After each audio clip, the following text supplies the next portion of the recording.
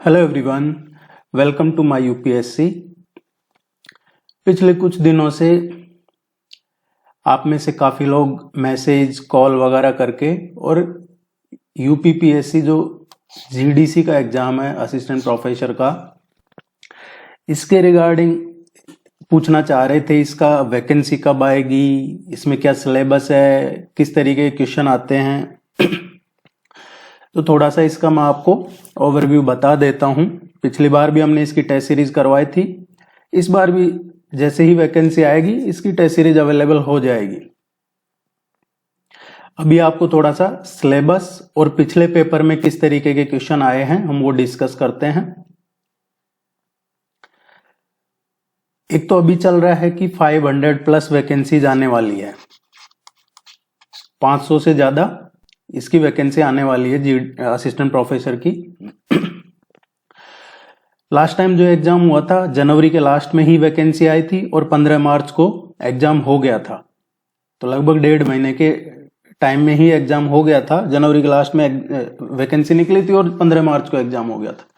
इस बार भी यही है, सुनने में जो आ रहा है कि वैकेंसी इस महीने के लास्ट तक आ सकती है, अदरवाइज फरवरी के फर्स्ट वीक में वैकेंसीज का नोटिफिकेशन मिल सकता है। क्योंकि वैसे तो जो आयोग है Uttar Pradesh public service commission, इसने अपना जो कैलेंडर जारी किया है उसमें इसकी डेट नहीं दी है। अब एग्जाम की डेट इसलिए नहीं दी है क्योंकि वैकेंसी नहीं निकाली, एडवर्टाइजमेंट नोटिफिकेशन वगैरह नहीं हुआ, तो डेट कैसे देगा।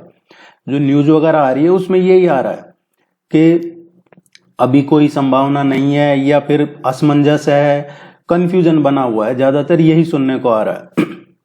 आयोग के लोग कह रहे हैं कि भाई वैकेंसी ही नहीं निकाली है तो एग्जाम डेट कैलेंडर में कहां से दे, लेकिन उन्होंने रिजर्व डेट जरूर रख रखी है अपने कैलेंडर में। काफी डेट्स हैं उनके पास अवेलेबल है। उनका ये कहना है कि हमारे पास डेट्स अवेलेबल है, अगर ऊपर से क्लियरेंस मिलता है तो इसमें ऊपर से तो मिलेगा। काफी टाइम हो गया है, असिस्टेंट प्रोफेसर की वैकेंसी आएगी। 500 से ज्यादा वैकेंसी आती है, कितने आती है वो इनके ऊपर है, गवर्नमेंट के ऊपर है। पर जो न्यूज में आ रहा है, चर्चा में चल रहा है, सुनने में आ रहा है 500 के प्लस वैकेंसी आएगी। इन सब चीजों में हम ज्यादा नहीं उलझते हैं, ये सब आपको बाकी जगह मिल जाएगा, उड़ती खबरें बहती खबरें। हम पढ़ाई की बात करते हैं। इसमें सिलेबस क्या है, जनरल साइंस आता है, बेसिक साइंस आता है, इसमें ज्यादा डीप में नहीं जाना है। अभी हम पेपर देखेंगे, पिछली बार जो एग्जाम में पेपर आया है वो भी चर्चा में अभी कर लेंगे, उस पर किस तरीके के क्वेश्चन आए। तो बेसिक साइंस आपको पढ़नी है, जो एक नॉर्मल साइंस जैसे जनरल स्टडीज होता है। जनरल स्टडीज का मतलब क्या है कि आपको उस चीज की जनरल जानकारी होनी चाहिए थोड़ी बहुत। इसका जो बेसिक कॉन्सेप्ट है जनरल स्टडीज का वो यही है कि आपको एक जनरल चीजें पता होनी चाहिए, ना कि एक्सपर्ट होना है उस चीज में। तो जनरल साइंस में बेसिक चीजें आती है। Current events of national and international importance, national और इंटरनेशनल लेवल का जो करंट में चर्चा में है वो चीजें पूछी जाती हैं। और वो भी इंटरनेशनल जो करंट अफेयर्स है वो भी वही पूछा जाता है जो डायरेक्ट इनडायरेक्ट कहीं ना कहीं हमारे देश से, इंडिया से रिलेटेड है। हिस्ट्री ऑफ इंडिया, इसमें एंशिएंट, मिडाइवल और मॉडर्न तीनों हिस्ट्री के क्वेश्चन आते हैं। एक क्वेश्चन एंशिएंट का आ गया, एक मिडाइवल का, या दो मिडाइवल के, दो मॉडर्न के, इस तरीके से पूछे जाते हैं।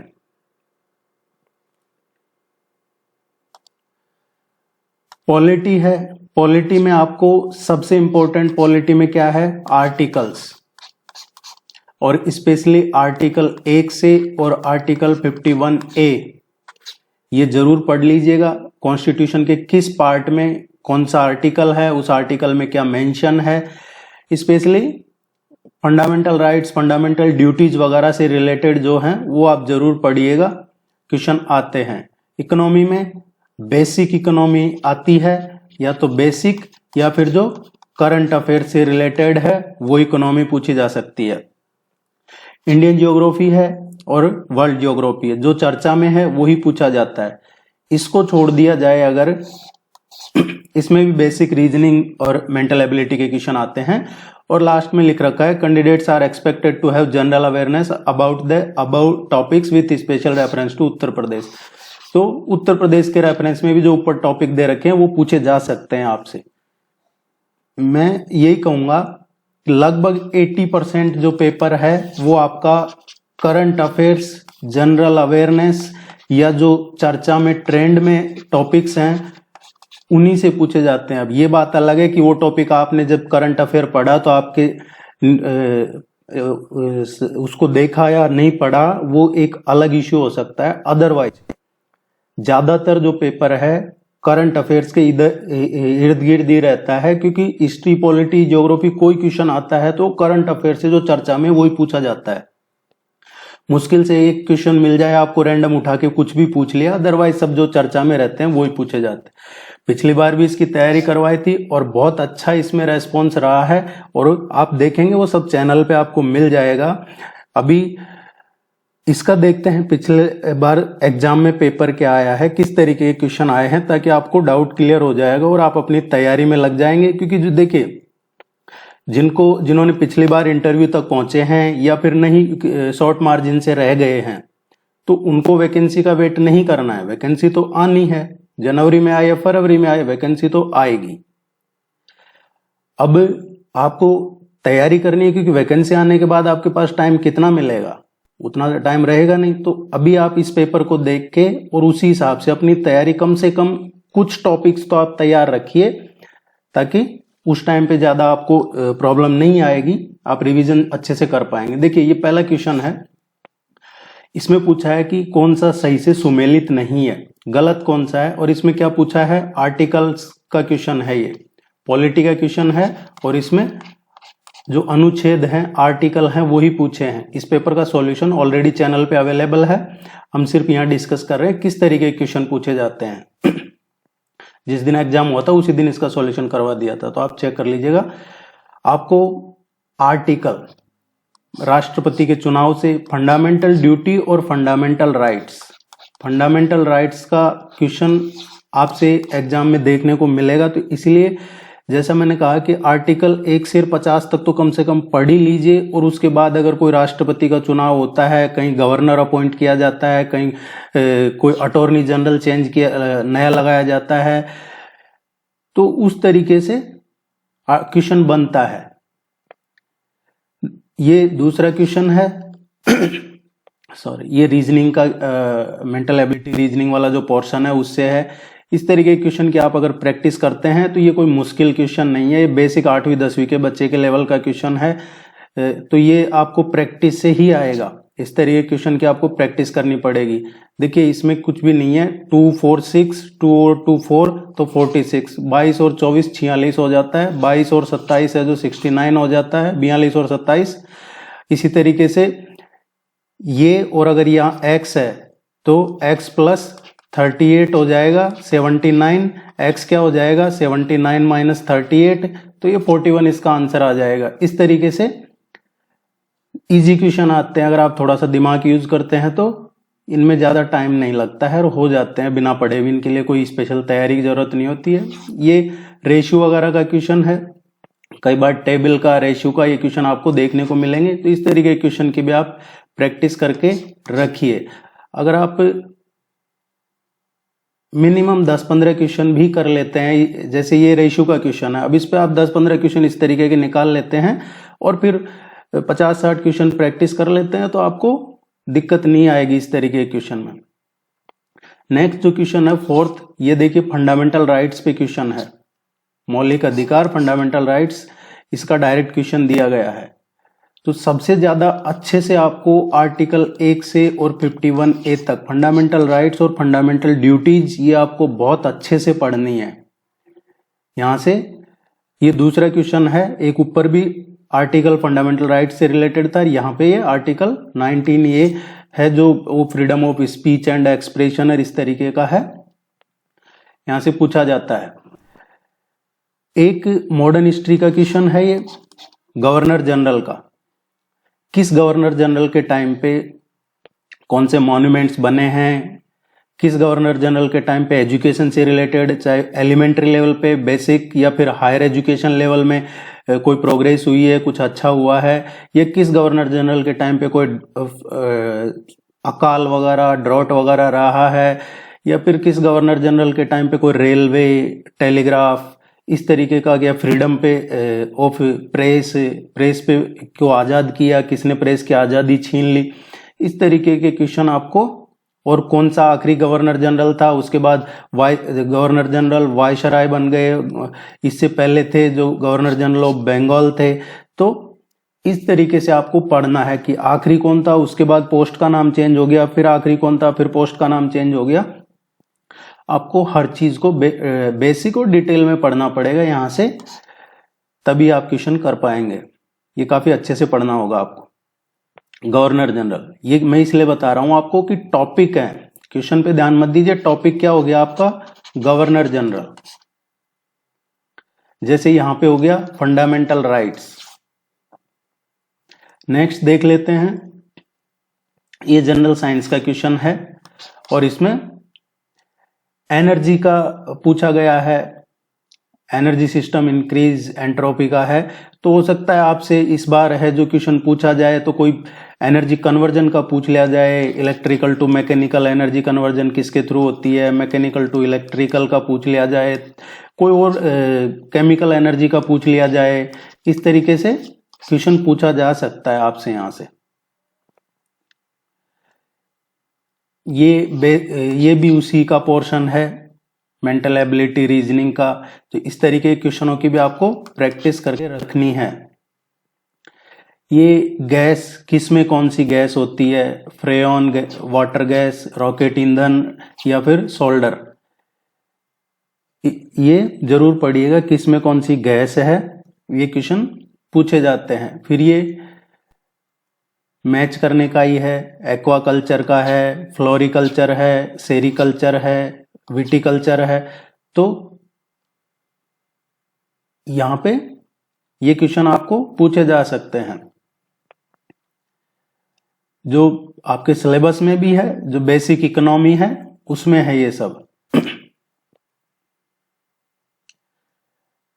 ये करंट अफेयर्स का क्वेश्चन है, मैं पिछला पेपर दिखा रहा हूं आपको। एक नया ड्रोन अनुसंधान, ड्रोन रिसर्च सेंटर अभी रिसेंटली कहाँ ओपन हुआ है, इस तरीके का। तो यहां से आपको साइंस एंड टेक्नोलॉजी इसका और करंट अफेयर्स में जो गवर्नमेंट की स्कीम है, गवर्नमेंट स्कीम्स और साइंस एंड टेक्नोलॉजी, इस पे सबसे ज्यादा फोकस रखना है। देखिए ये एरो इंडिया है, ये भी साइंस एंड टेक का ही क्वेश्चन है, करंट अफेयर्स का क्वेश्चन है। तो हो सकता है इस बार साइंस एंड टेक का क्वेश्चन तो आएगा, लेकिन हो सकता है आपको साथ में कोई गवर्नमेंट स्कीम का क्वेश्चन भी देखने को मिल जाए। तो आप अपनी तैयारी इस हिसाब से रखिए। साइंस एंड टेक्नोलॉजी में स्पेशली इसरो, डीआरडीओ, इनको जरूर ध्यान में रखिएगा।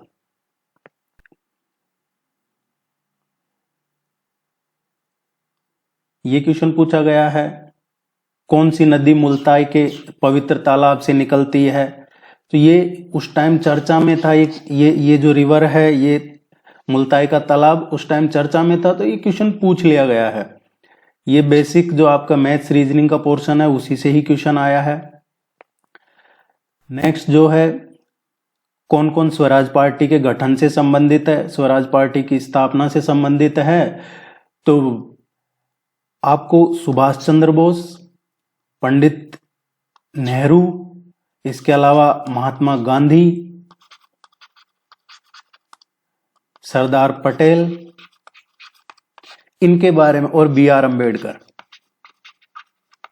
महात्मा गांधी, सरदार पटेल, बी आर अम्बेडकर, पंडित जवाहरलाल नेहरू, सुभाष चंद्र बोस, इनके बारे में आपको बहुत अच्छे से पढ़ना है। ये अगर कोई कहीं इन्होंने अध्यक्षता की है, कोई सम्मेलन में पार्टिसिपेट किया है, या कहीं से इस्तीफा दिया है, या कोई पार्टी का गठन किया है, या पार्टी छोड़ी है, नई बनाई है, इस तरीके के स्पेशली नेशनल मूवमेंट्स में क्या योगदान रहा है, इन चारों पांचों मेन लीडर्स का जरूर आप पढ़िएगा। इसमें क्या है, स्वराज पार्टी ये चित्तरंजन दास ने बनाई थी स्वराज पार्टी। पंडित ये जवाहरलाल नेहरू, ये मोतीलाल नेहरू इसके सेक्रेटरी थे। मोतीलाल नेहरू सेक्रेटरी थे इसके। देखिए, एक बच्चा एग्जाम देने के बाद मैसेज किया उसने कि ये क्वेश्चन है जो मैं अगर आपकी टेस्ट सीरीज में एग्जाम से पहले वो वीडियो देख रहा था चैनल पे हमारे, और उसको ये वीडियो में ये क्वेश्चन मिला जो हमने टेस्ट सीरीज में करवाया था, तो वो यहां से सही करके आया। ट्राइब्स का क्वेश्चन जो आपका ज्योग्राफी का पोर्शन है उसमें से पूछा जाएगा। जैसे ये है, उस टाइम अफ्रीका में चर्चा में चल रहा था। अभी जैसे ब्राजील में है कोई ट्राइब्स है जो वहां की मेन नेटिव ट्राइब है, उन्होंने थोड़े दिन पहले आंदोलन कर रखा था वहां पे ब्राजील में। इस तरीके से कोई जाति है उसको ट्राइब में शामिल किया है, कोई नई ट्राइब बनी है, या कोई मर्ज हुआ है, या कहीं आंदोलन कर रहे हैं ट्राइब से रिलेटेड, कुछ भी डेवलपमेंट हो रहे हैं वर्ल्ड लेवल पे, इंडिया लेवल पे, और स्पेशली यूपी में अभी कई जातियां हैं जो किसी पर्टिकुलर ट्राइब में उनको शामिल किया गया है, 5-6 जातियां हैं उनको, तो वो क्वेश्चन पूछा जा सकता है आपसे इस बार है जो। आपको हर तरीके से तैयार रहना है। टॉपिक क्या है? ट्राइब्स। अब आप जो मेन ट्राइब्स हैं, स्पेशली नॉर्थ ईस्ट में जो ट्राइब हैं उनके बारे में जरूर पढ़िएगा, क्योंकि अभी रिसेंटली एक अकॉर्ड हुआ है, एक समझौता भी हुआ है आसाम और अरुणाचल प्रदेश के बीच में, तो वहां से क्वेश्चन पूछा जा सकता है आपसे। ये बेसिक क्वेश्चन है।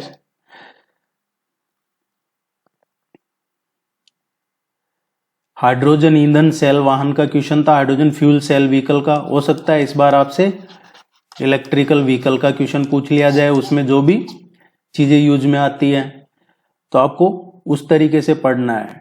टॉपिक क्या है? रिसेंटली जो डेवलपमेंट है उससे रिलेटेड बेसिक क्वेश्चन। ये करंट अफेयर्स का क्वेश्चन था, इसमें कौन सुमेलित सही नहीं है। ये देखिए, एंटीलिया है, ये मुकेश अंबानी। अब ये एंटीलिया है, ये मुकेश अंबानी का जो घर है उसको बोला जाता है एंटीलिया। अब ये क्यों पूछा गया था? पूरा पेपर आप देखोगे तो वो टेस्ट सीरीज देखोगे या फिर उसका जो ये पेपर का सॉल्यूशन करवाया तो देखोगे, तो आपको लग जाएगा आइडिया कि पूरा पेपर करंट अफेयर्स के आसपास ही है, चाहे वो साइंस टेक हो। जो लास्ट है मेंटल एबिलिटी रीजनिंग का पोर्शन, उसके अलावा सारा लगभग करंट अफेयर्स के आसपास ही है। क्योंकि ये जैसे ये हाइड्रोजन फ्यूल सेल का है, तो उसमें पेट्रोल में कितना % हाइड्रोजन किया जा रहा था, 20% का टारगेट, वो उस टाइम चर्चा में था, तो क्वेश्चन पूछ लिया गया। एंटीलिया है, वो एक इंस्पेक्टर पकड़ में आया था कोई, जो पहले ड्यूटी से हटा दिया था, फिर उद्धव ठाकरे की सरकार में वापस ले आया गया उसको, और वो था भी 2 नंबर इंस्पेक्टर, अभी शायद जेल वेल में है वो कुछ, तो उसका रोल निकला इसके मुकेश अंबानी के इनके घर के बाहर ये कोई जिलेटिन की छड़ वगैरह रख दी थी। ये घर का नाम था एंटीलिया। ये पूरे देश में काफी चर्चा में रहा था ये केस, आपने सबने सुना होगा, पढ़ा होगा, या फिर इसके बारे में देख लीजिएगा। तो एक चर्चा में था इसीलिए। जसप्रीत बुमराह, संजना गणेशन, ये शादी हुई थी शायद जसप्रीत बुमराह की, संजना गणेशन नाम ये इनसे, ये कोई शायद स्पोर्ट्स में है कोई, या तो वो करती है स्पोर्ट्स में कुछ, वो बोलते हैं जो मैच चल रहा होता है उसके पहले बीच में बाद में कुछ, तो क्रिकेट से जुड़ी हुई है जहां तक है। तो इनकी शादी हुई थी तो इसलिए पूछ लिया गया था। ये इंदु मल्होत्रा कमेटी बनाई गई थी एक, तो इसलिए पूछ लिया गया था। तो चर्चा में जो चीजें हैं उनको अच्छे से पढ़ना है, चाहे वो पॉलिटिकली चर्चा में हो, इकोनॉमिकली चर्चा में हो, कल्चरली चर्चा में हो, सोशली चर्चा में हो, किसी भी तरीके से चर्चा में हो, हमारे एग्जाम पॉइंट ऑफ व्यू से यहां से क्या पूछा जा सकता है वो पढ़ना है हमको।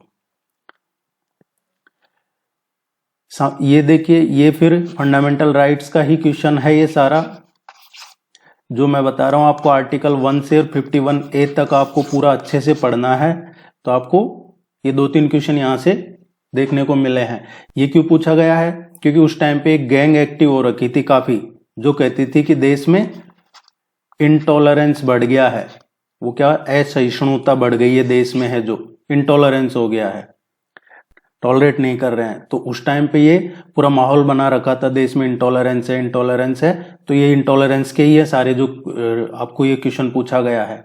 अभी जैसे आपको सुनने को मिलता होगा, वो चाहे किसी भी वे में हो, कोई अपने पॉलिटिकल फायदे के लिए इस तरीके से चर्चा क्रिएट करता है, कोई अपना राजनीतिक डेब्यू के लिए करता है, या देखिए उसका अपना मकसद होता है, उसके पीछे उसको देश से मतलब नहीं होता, इस तरीके की बात करने वालों को उसका अपना पर्पज होता है कुछ ना कुछ।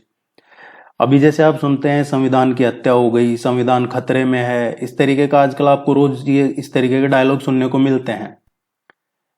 तो अब आपको उन डायलॉग्स को तो छोड़ दीजिए, वो तो राजनीति हो या कुछ भी, उससे हमारा लेना देना नहीं है। हमें इससे क्या पढ़ना है, संविधान खतरे में।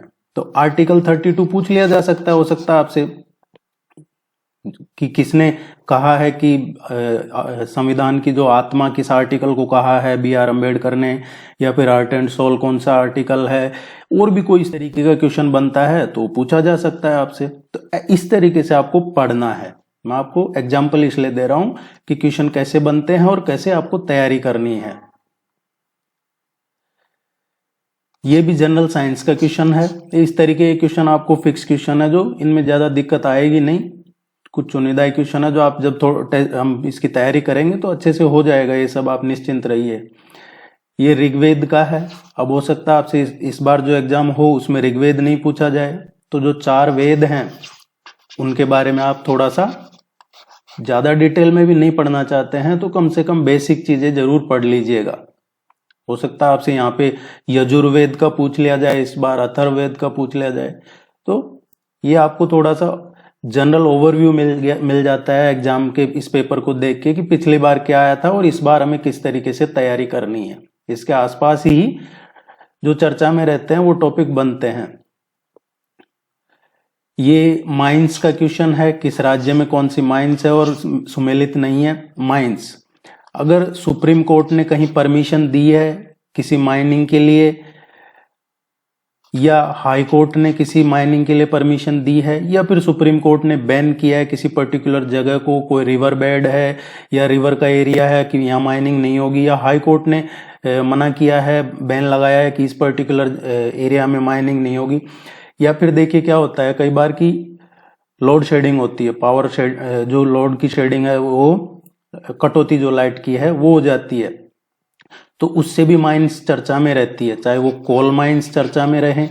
तो स्पेशली छत्तीसगढ़, झारखंड, इन 2 जगहों की जो भी कोल माइंस हैं, और इसके अलावा कर्नाटक की माइंस और गोल्ड माइंस, ये आप जरूर तैयार कीजिए। कहाँ पे फेमस जो कोयले की खदान है, सोने की खदानें हैं, और जो चर्चा में हैं उस हिसाब से पढ़िए। अगर आप रेगुलर करंट अफेयर्स पढ़ते हैं, देखिए हमारी वेबसाइट है myupsc.in, वहां पे आप एक बार जाके जरूर देखिए। आपको किसी भी एग्जाम की तैयारी कर रहे हो आप, आपको प्रैक्टिस क्वेश्चन मिल जाएंगे वहां पे,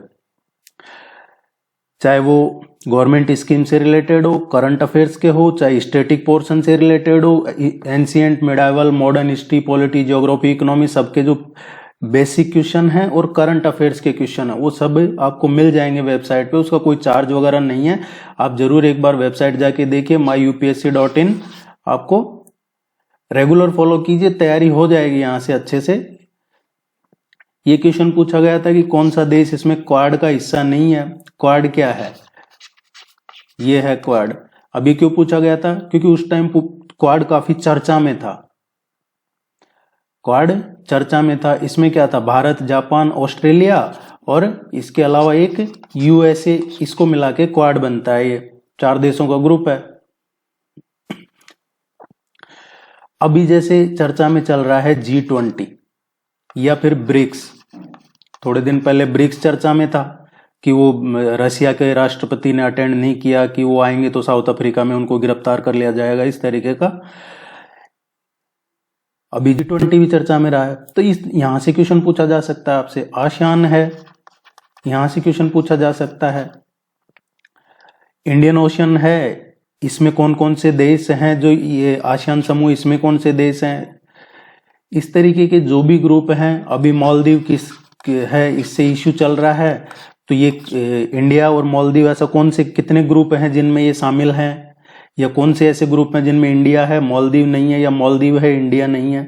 इस तरीके से आपको थोड़ा सा पढ़ना पड़ेगा। क्वेश्चन करंट अफेयर्स के ही है। ये है जो ओशियन के क्वेश्चन पूछे गए हैं। इंडियन ओशियन है, साउथ अटलांटिक ओशियन है, नदर्न अटलांटिक है, नॉर्थ ईस्ट पैसिफिक ओशियन है। तो अभी इस क्वेश्चन के रेफरेंस में देखा जाए तो आप ओशन तो पढ़ ही लीजिएगा और उनका जो रेफरेंस पॉइंट है वो क्या है पढ़ लीजिएगा। लेकिन अभी जो सबसे ज्यादा चर्चा में है इंडियन ओशियन है, हिंद महासागर, और दूसरा रेड सी, ये सबसे ज्यादा चर्चा में है। अभी जो यूतीज हैं, यूती ये यमन के, वो लगातार जो कार्गो शिप हैं उनको टारगेट कर रहे हैं। अभी अमेरिका ने उनको अटैक भी किया है, कुछ उन पे है जो उनके ठिकानों पे। तो ये पूरा एरिया अभी चर्चा में है, इंडियन ओशन और रेड सी का। इसके बारे में आप जरूर पढ़िएगा, यहाँ से जो भी इंपॉर्टेंट ज्योग्राफिकल चीजें हैं, और मैप की हेल्प से पढ़िएगा। मैप की हेल्प से पढ़ेंगे तो आपको 100% इसका बेनिफिट मिलेगा। नेक्स्ट जो क्वेश्चन है ये मिडाइवल हिस्ट्री का है। बलबन का क्वेश्चन पूछा गया है। बलबन तुर्कान चालगनी का सदस्य था। ये चालगनी क्या है? ग्रुप ऑफ 40 था, 40 लोगों का एक ग्रुप बनाया था बलबन ने। जैसे अगर हम समझने के लिए इसको कहें तो जैसे कैबिनेट हो गया।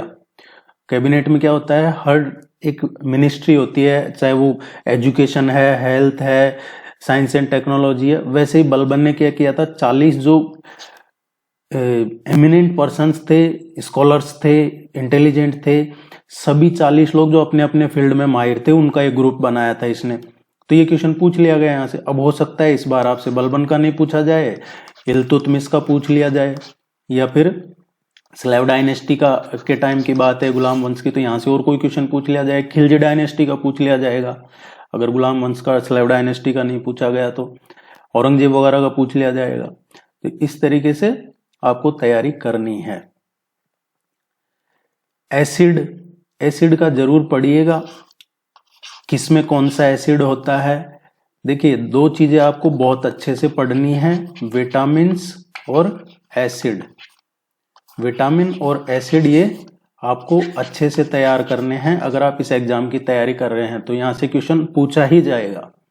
और वैसे भी जो यूपीपीसीएस है, इसका एक फेवरेट टॉपिक है विटामिन और एसिड। आप इसके जितने भी एग्जाम देखोगे उनमें ये इस पे एक क्वेश्चन, दो क्वेश्चन आपको देखने को मिलेंगे।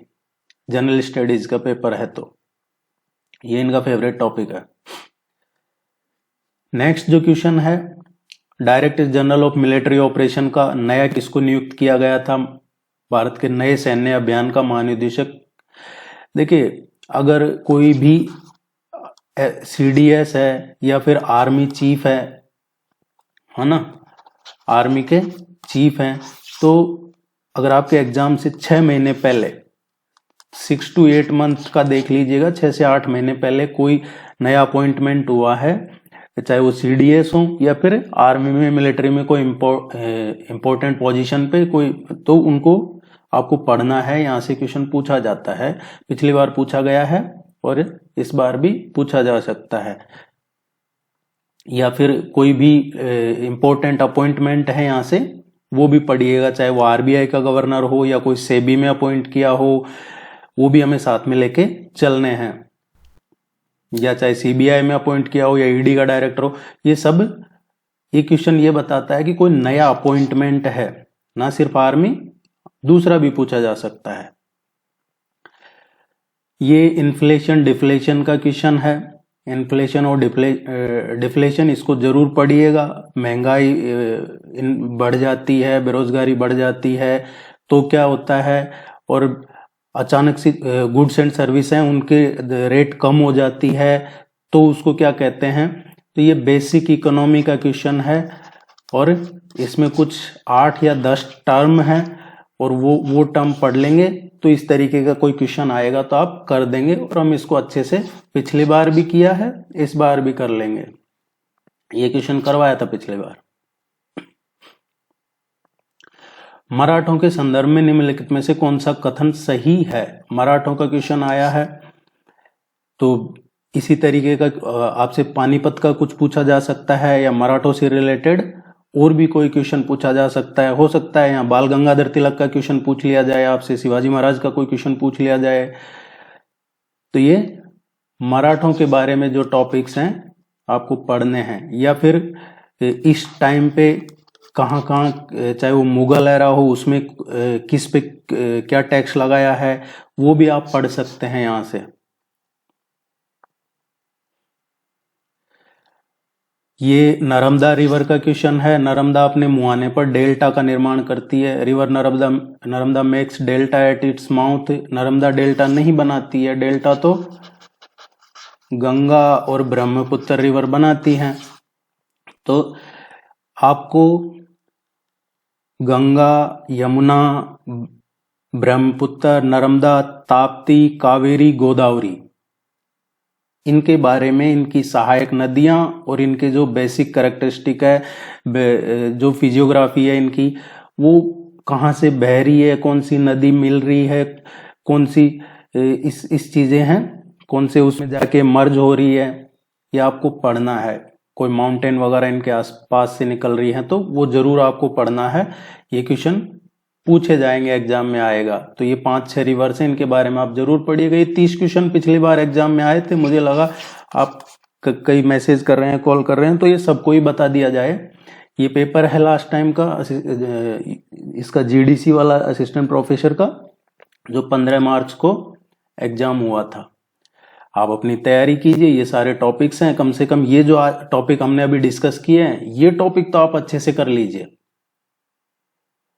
तो भी आपका बेस थोड़ा थोड़ा तैयार हो जाएगा। आपको क्या पढ़ना है उसका आइडिया लग जाएगा। चैनल को सब्सक्राइब जरूर कर लीजिए, ताकि कई बार क्या होता है, आप वीडियो देख के निकल जाते हैं और फिर अगला इंपॉर्टेंट कुछ बताया जाता है तो वो आप मिस कर देते हैं, और फिर काफी टाइम के बाद आप वापस से आके वो देखते हैं चीजें, तो आपको पता नहीं रहता है कि बीच में क्या करवा दिया गया है। तो आप कमेंट, मैं आपके कमेंट के बेस पे ही बता रहा हूँ, जो चीज ऑलरेडी करवा दी जाती है उसको भी पूछते हैं कई लोग कि ये नहीं करवाया। तो रेगुलर अगर आपने चैनल सब्सक्राइब कर रखा है तो रेगुलर आपको पता रहता है कि क्या करवाया जा रहा है। इसकी अच्छे से तैयारी करवाएंगे, निश्चिंत रहिए।